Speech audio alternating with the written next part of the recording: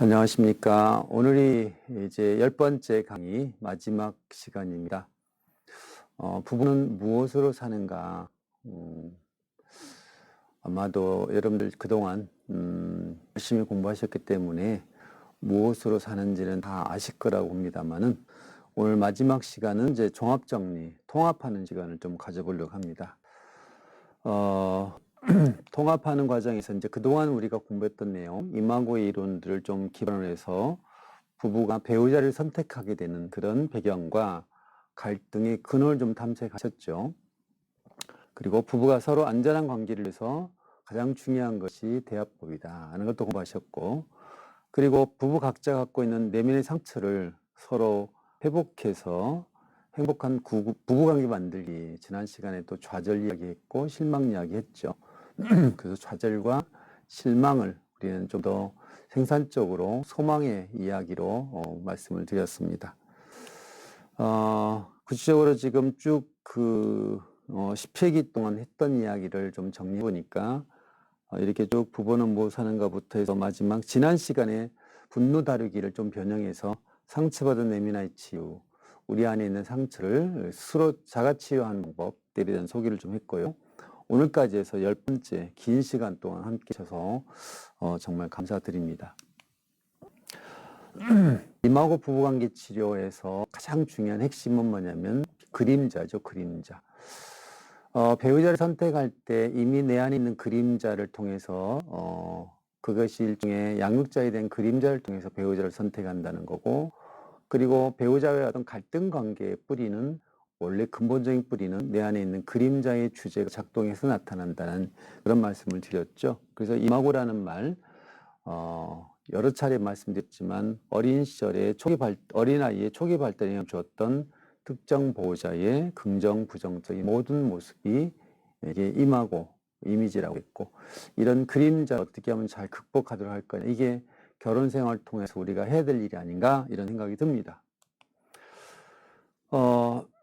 우리가 이제 그래서 결혼 생활에서 부부의 역할이라고 하는 것은 결국 이 우리들이 갖고 있는 상처는 관계에서 일어났기 때문에 결국은 관계를 통해서 회복하는 것이 가장 적합하다라는 말씀을 드렸죠.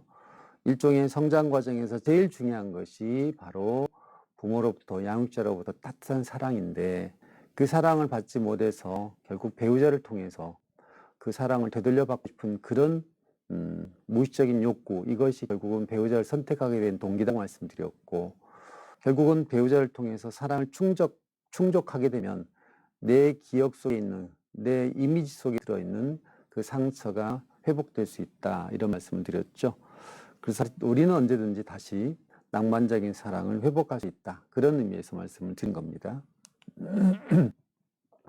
금방 드렸지만 부부 각자의 아직 치유되지 않은 어린 시절의 상처, 즉 미해결 과제를 현재 부부 갈등의 또 힘겨루기의 가장 핵심적인 주제로 간주하고 있기 때문에 어린 시절의 상처와 미해결 과제의 치유를 부부 간의 관계 치유를 통해서 시도해 보는 거. 그래서 이제 그런 관계 중심에서 이제 그런 관계 중심 패러다임에서 이제 그 서로 부부 관계를 좀 살펴보셨던 거고요. 자, 결국은 이제 맨 아래 보시면 안정감, 공감적인 연대감을 회복하는 거, 그것이 바로 가장 이상적인 부부관계가 아닌가 이런 말씀을 드렸습니다. 결국은 사랑을 회복하려면 그럼 어떤 노력을 기울일 것이냐, 그게 이제 안전하다는 안전성을 확보하는 거라고 그랬죠. 서로 안전하지 못했을 때 끝없는 갈등 관계, 또 그런 어떤 서로의 힘겨루기 관계가 이어지기 때문에 그런 갈등이나 힘겨루기를 멈추려면 서로 안전한 관계로 발전해야 된다는 말씀을 드렸죠. 그래서 이제 그 안전하다고 하는 것은 일종의 뒤에 보시면 대화법이 절대적으로 필요하다는 말씀 드렸죠. 아마도 이제 가장 우리가 지금까지 공부했던 내용 중에서 가장 반복적으로 강조했던 부분이 바로 대화법이라고 하는 거죠. 아마도 부부 갈등의 가장 두 가지 관점에서 우리가 설명을 한다면 결국은 현 가족과의 관계에서 이 가족의 구조가 어떤 형태로 구성되어 있는지, 예를 들면 남편과 나의 관계 구조가, 남편은 좀 지난번 쭉 반복했던 말씀을 드리면 이제 밖에서 일을 너무 열심히 하고 아내인 나는 너무 또 밖에서 일도 하지만 가정 내에서 아이에게 집중해 있고, 그럼 구조가 조금 더 이렇게 불편한 구조죠. 남편 입장에 본다면 남편은 뭔가 열심히 밖에서 생활하고 있고, 그리고 나름대로 최선을 다해서 가정 생활로 하고 있다라고 보는데 아내가 지나치게 가정적이지 않고 오히려 일 중심이거나 밖에 에너지를 쓰고 있다 그러면 여전히 그 관계 구조는 좀 불편한 관계죠. 그래서 가족의 이야기를 우리가 이해할 때는 반드시 우리 구조가 어떤 형태로 구성되어 있는지, 남편과 아내가 서로 같은 관계 구조가 좀 끈끈하고 친밀한 구조에 있는지. 자, 예를 들면 이런 거였죠. 부부가 서로 행복하지 못하면 자녀를 동원해서 삼각관계를 만들다고. 삼각관계를 통해서 아이는 엄마한테 밀착돼 있든 아빠한테 밀착돼 있든 누군가에게 밀착되면서 삼각관계의 구조를 가지면서 거기에 배제되어 있는 한 누군가는 좀 이 가족 구조에서 좀 이탈되어 있는 그런 구조에서 흔히 갈등이 생길 가능성이 높다는 말씀드렸죠. 그래서 결국 이 구조를 회복하는 거, 남편과 아내가 좀 더 친밀한 관계, 그리고 아이를 전적으로 함께 바라볼 수 있는 관계, 이런 구조가 필요한 것이고, 그렇게 되는 구조 안에서도 이제 어떤 그 변화가 중요하냐면 서로 효율적으로 의사소통하는 거. 그래서 구조와 대화, 이 두 가지가 가장 좋은 이제 가족을 이해하는 그 두 가지 틀이라고 봅니다. 그래서 좋은 구조라 하더라도, 좋은 구조가 있다 하더라도 의사소통이 안 되면 구조가 망가지거나 좀 구조가 변형될 확률이 높죠. 자, 소통은 잘 되는데 관계 구조가 잘 안 되면, 구조가 잘 이해되지 않으면 이것도 회복하기가 좀 어려울 수 있겠죠. 그럼에도 불구하고 친밀한 관계, 안전한 관계에 가장 절대적인 필요한 것은 바로 임하고 부부대화법이라는 말씀을 드렸습니다. 여기 보시면 다시 한번 좀 정리해보면, 그래서 반복적으로 강조했던 것이 바로 거울 반영하기, 상대방 이야기를 잘 듣고 그 이야기를 기꺼이 내가 앵무새처럼 다시 되돌려주는 거, 거울처럼 반영해주는 거, 이걸 거울 반영하기로 했고요. 두 번째, 인정하기라고 했죠. 다른 말로 타당화하기, 당신 말을 들어보니 그럴 수 있겠다는 말, 그럴 수 있을 것 같다는 인정하는, 그리고 이해한다는 이 이야기를 이제 의사소통에서 두 번째 중요한 방법. 세 번째 또 중요한 방법이 이제 공감하기라고 했죠. 자, 공감한다는 것은 온전히 말하는 사람의 이야기를 가슴으로 와닿고 가슴으로 받아들이는, 가슴으로 느끼는 그런 수준의 공감을 말씀드렸죠. 자, 그래서 이 세 가지 방식으로 대화법을 하게 되면 가장 안전한 관계 구조로 이제 변화되기가 쉽다, 이런 말씀을 드렸죠. 자, 그리고 또 하나 이제 또 의미 있는 이 내용이 바로 인간에게 서로 각자 다른 뇌 구조를 가지고 있다. 근데 뇌 구조라고 하는 것은 세 층으로 구성되어 있고, 밑에 있는 두 개, 간뇌와 뇌간, 변형계 혹은 감정뇌하고 생존뇌는 그게 이제 구뇌라고 했고, 그리고 이제 그 반대로 사고뇌에서 이제 대뇌를 연결했죠. 그래서 과거의 어린 양육 과정에서 그 어린 시절에 사랑을 결핍되어서 생존과 안전의 위협을 받았던 그때 그 트라우마를 가지고 있는 사람들은 외부 자극에도 쉽게 아주 예민하게 반응하고 있고, 쉽게 충동적이고 본능적으로 그렇게 반응하고 있어서 일종의 이제 생존과 감정 내에서의 상처를 가지고 있는 사람들에게는 절대적으로 안전한 관계, 안전하려는 노력들을 기울여야 비로소 이제 구뇌가 활성화되지 않고 오히려 신뇌가 활성화돼서 오히려 사고가 좀 더 이제 유연성이 있고 조금 논리적이고 합리적인 어떤 생각으로 발전할 수 있다, 그런 말씀을 드렸죠. 그래서 우리가 논리적으로 또 합리적으로 생각할 수 있도록 하려면 그렇게 진행하기 전 과정에서 이 구뇌가 활성화되어 있는 그런 서로의 아주 갈등 관계, 힘겨루 관계에서는 이 구뇌를, 올드 브레인을 좀 완화시키는 그런 대화법이 절대적으로 필요하다는 말씀을 드렸습니다. 그 이야기는 뭐 아까 말씀드린 대로 잘 이해하시겠죠? 자, 그 다음에 이제 요 케이스도, 요 사례도 아마 이해가 되시겠죠? 남편 입장에서는 더 지나치게 통제하고 간섭을 받아서 자꾸로 뭔가 통제받고 싶지 않고 그래서 이제 밖으로 도망가려는 패턴이 있는가 하면 아내인 경우는 사랑을 받지 못했고 외면당했기 때문에 절대적으로 사랑을 받고 싶은 그런 집착적인 반응을 보이고 있는 그래서 회피적인 사람하고 집착적인 사람하고 도망가는 사람하고 쫓아가는 사람하고 이렇게 만날 확률이 높다는 거. 그래서 이제 서로의 어떤 그 상처를 회복하기 위해서 그런 패턴을 갖고 있는 사람끼리 만날 수밖에 없다. 뭐 이런 말씀을 드렸던 기억이 납니다. 자, 그러려면 이제 이 남편이 도망가지 않도록 하기 위해서 아내가 지나치게 나에게 집착하거나 몰두하지 않도록 하기 위해서 우리가 조금 더 방향을 돌려야 되겠죠. 남편은 그걸 멈추고 조금 아내를 바라봐야 되고, 아내는 남편에게 쫓아갔던 남편을 조금 더 멈추고 좀 기다려주는 이런 노력들을 기울이는 것이 매우 중요하다. 그러기 위해서는 전적으로도 임하고 부부대화법이 필요하다는 말씀을 드렸습니다. 자, 성장과 치유가 일어나는 가장 중요한 요소가 뭐냐? 그래서 우리는 사랑보다는 우선은 안정감이 필요하다는 거죠. 서로 안전한 관계. 정서적인 안정감은 바로 사랑의 씨앗이 자랄 수 있는 토양을 만든다는 거죠. 여러분들 그냥 무심코 우리가 좋은 관계를 발전하는 게 뭐가 있을까?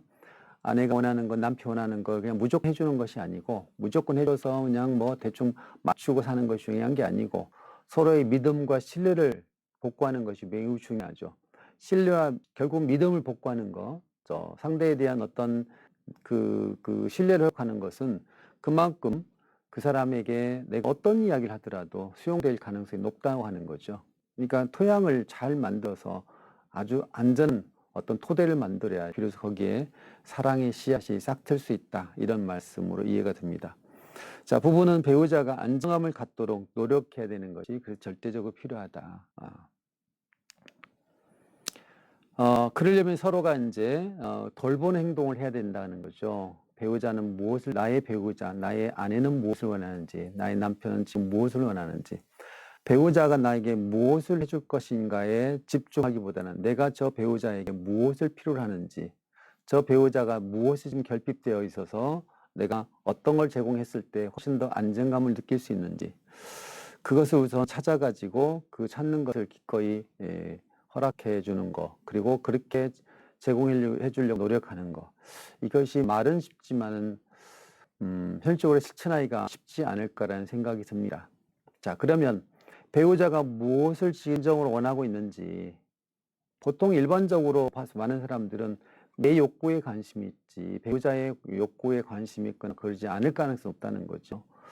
그런데 결국은 사랑을 되돌려 받으려면 저 배우자에게 내가 안전한 배우자가 돼야 되는 거고, 안전한 배우자가 되려면 내가 기꺼이 그가 원하는 행동들, 그가 원하는 노력들을 내가 기울여야 되는 것이 절대적으로 필요한 거죠.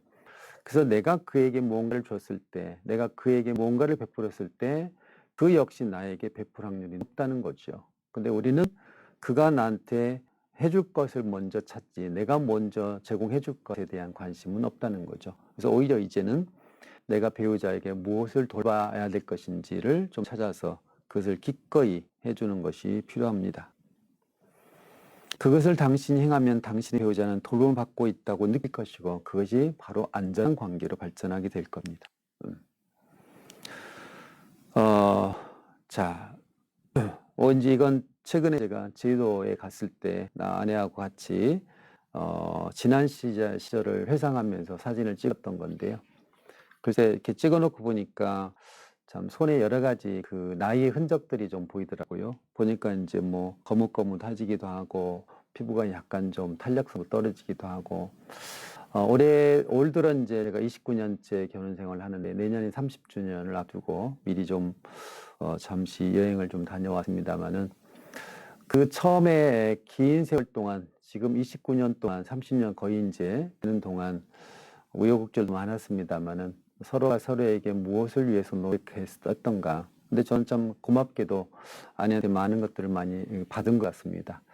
제가 받았기 때문에 그만큼 저는 안정적이었고 제 어린 시절 결핍들을 좀 채우게 되는 그런 다행스러운 어떤 경험을 했다라고 저는 자부하고 싶습니다. 그래서 이제 항상 아내가 필요한 것이 무엇일까? 또 아내 입장에서는 남편이 뭘 필요로 할까? 우리가 이제 그렇게 애써 노력하는 건 아니지만은 서로에게 이해하려고 노력하는 과정에서 조금씩 그렇게 나이가 들면서 더 안전한 관계로 발전하는 것 같아서 참 좋습니다. 자, 부부는 자신의 배우자가 좌절하고 있는 부분이 바로 자신에게 있어서 성장해야 할 부분이라는 것이죠. 이 말은 참 어렵죠. 어떻게 이해하냐면 어떤 아내가 있어요. 아내는 남편과 관계에서 좀 많이 힘들어해요. 근데 남편은 주로 밖에서 사람들하고 많이 어울리고 그래서 술을 좋아하게 되고 사람들과 어울리다 보니까 술을 좋아하게 되고 술을 좋아하면서 이제 여러 가지 부작용이 있습니다만은 남편에게 물어봅니다. 당신은 이렇게 사람들을 좋아해요? 사실 저는 사람들하고 있으면 술 한잔 먹고 그때 너무너무 기분이 좋고 일상적인 어떤 삶의 어려움들을 극복하게 되는 또 스트레스를 풀게 되는 그런 어떤 경험들을 한다는 거죠. 본인은 우선은 친구들이 좋고 술이 좋고 그래서 거기에 굉장히 만족스러워 한다라고 하는 거죠. 근데 아내 입장에서는 우선 당장 아이들 양육해야 되고 가정을 돌봐야 되고 또 나름대로 또 직장 생활을 하고 있다 그러면 아내 입장에서는 굉장히 좀 불편한 부분이 많겠죠.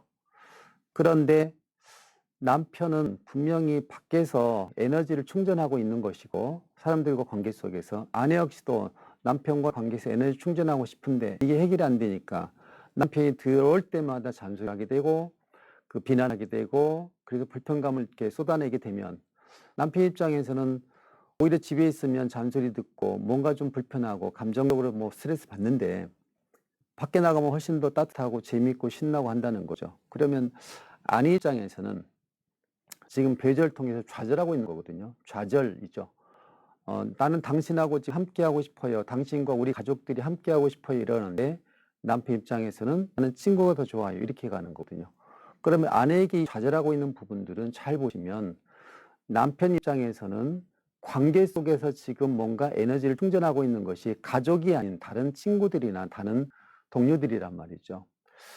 그래서 일종의 남편이 성장해야 될 부분이 그런 겁니다. 관계에서 뭔가 성장을 해야 될 필요가 있는 거예요.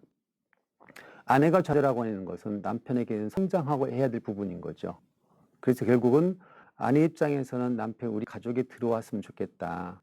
그 얘기는 남편 입장에서는 내가 가족이 들어왔을 때 친구들보다 가족이 더 따뜻했으면 좋겠다. 나는 가족이 나를 더 챙겨주면 좋겠다. 우리 가족이 함께 더 친밀했으면 좋겠다.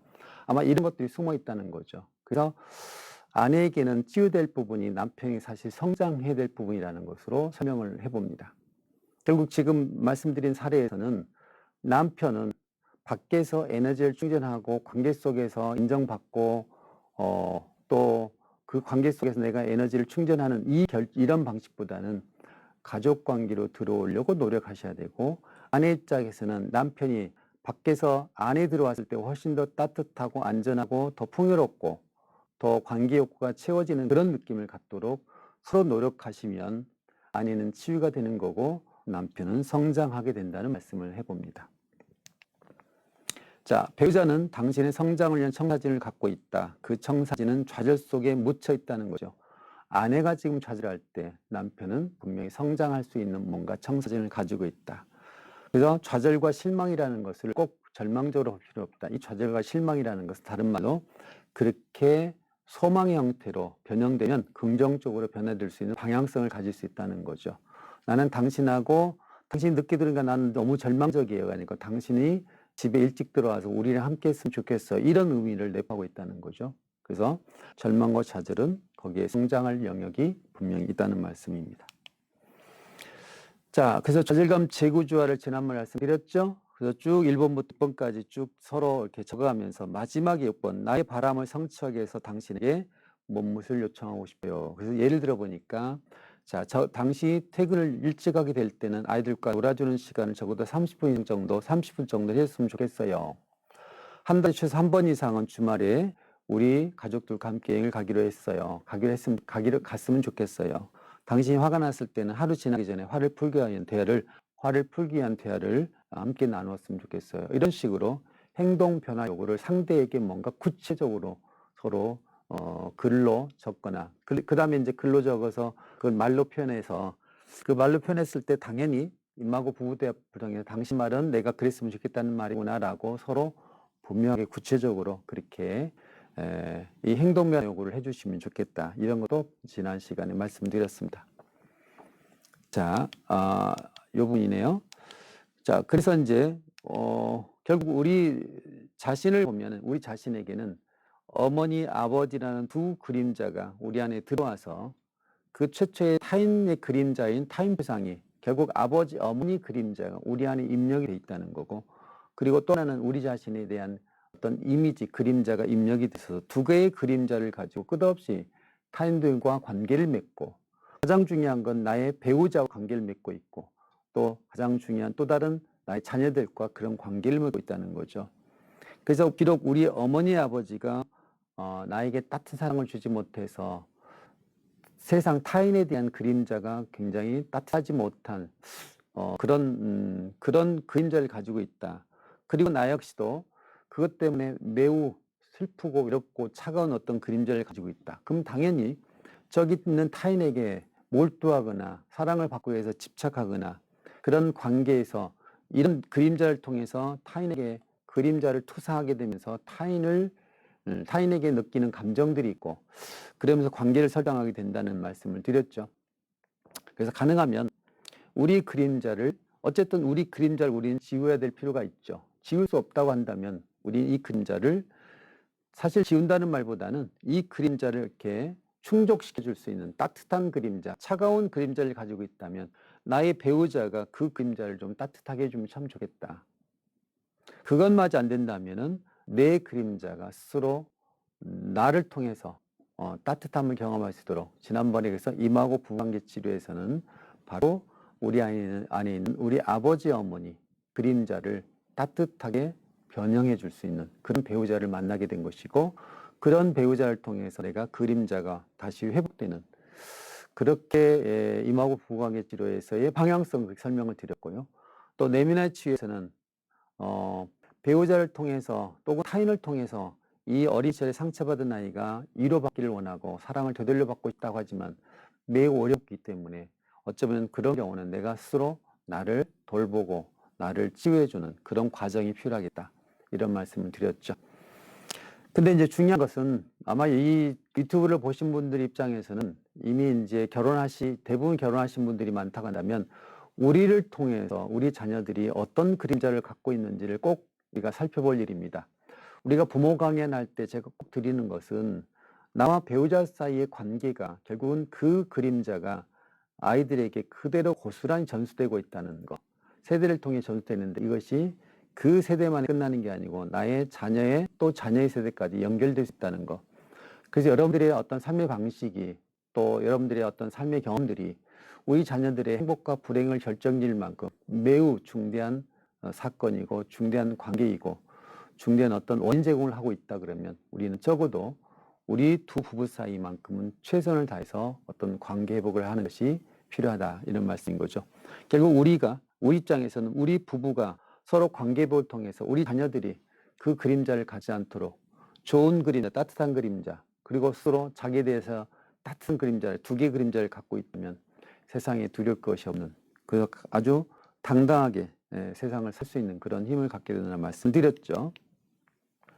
자, 그래서 일생 동안 우리는 끝없이 일생 동안 만나는 사람들 중에서 다른 사람을 통해서 이 사랑을 되돌려 받고 싶어하는 노력들을 많이 기울여 왔습니다. 결국 결혼이라는 것은 전적으로 내가 해결할 수 없기 때문에 우리 어머니, 아버지 또 양육이라는 경험을 통해서 채워지지 못했던 사랑을 결국은 배우자를 통해서 다시 회복하고 싶어하는 것이 가장 우리가 추구하고 있는 이상적인 결혼 생활이라는 말씀을 드렸어요. 그런데 그것마저도 어떤 방법으로 해결할 수 없는 경우도 있죠. 예를 들면 뭐 이혼을 하셨다거나 이미 그런 관계를 우리는 더 이상 회복하기가 불가능하다라는 그런 어떤 절망적인 어떤 상태에 있다 그러면 그걸로 포기할 거냐, 우리는 그걸로 관계가 끝난 거냐, 그러지 않을 수 있다는 거죠. 최악의 상황일 때는 결국은 나 스스로 나를 돌보고 나를 사랑을 주고 스스로 회복할 수 있는 방법, 이걸 생각해 보는 것이 가장 이상적이지 않을까요? 그래서 일생 동안 만난 모든 사람들 중에서 나를 혹은 당신을 떠나지 않을 사람 오직 나이거나 당신뿐이다 라는 조 쿠더트의 이야기를 지난 시간에 말씀드렸습니다.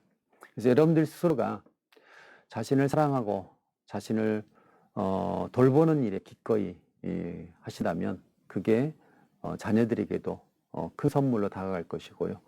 우선은 나는 절망적인데 나의 삶을 포기하는데 내가 자녀를 위해서 모든 것들을 다 바치리라. 보통 뭐 그게 이상적인 부모상일 수도 있겠습니다. 내가 얼마나 힘들어도 고통스러워도 내가 자녀들만큼은 끝까지 챙기려고 무지무지 애를 쓰는 대부분의 부모님들 계시죠.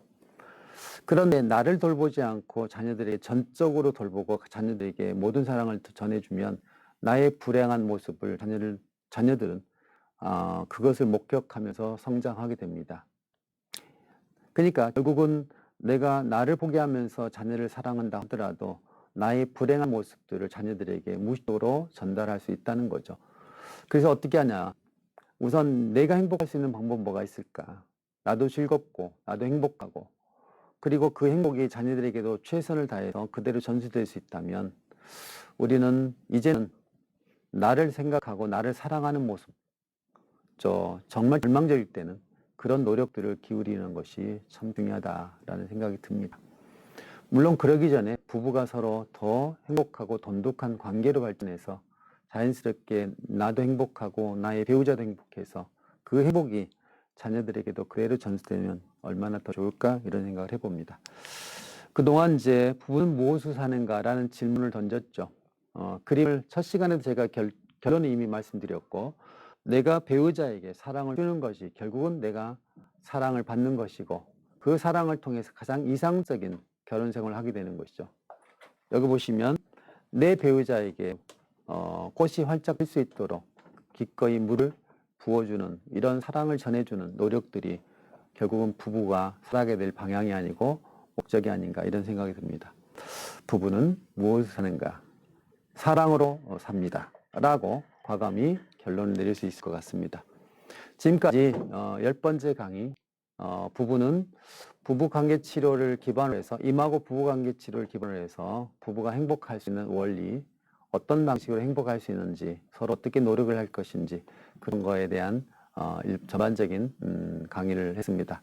끝까지 함께해 주신 여러분 감사하고요.